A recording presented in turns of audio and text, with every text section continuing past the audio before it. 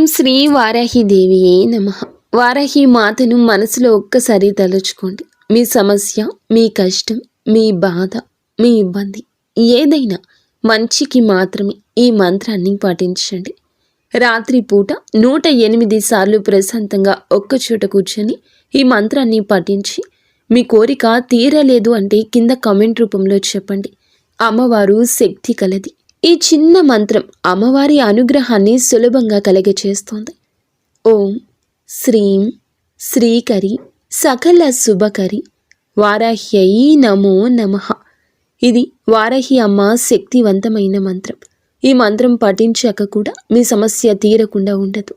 లేదా మీరు నలిగిపోతున్న సమస్య ఏదైనా ఉందా, కష్టం ఏదైనా ఉందా, మీ సమస్యలో పాలు పంచుకుంటూ మా గురువుగారు పరిష్కారం చెప్తారు. నమ్మకంతో మా గురువు గారికి ఫోన్ చేయండి. మీ సమస్యను తొలగించుకోండి. ఇక స్వస్తి.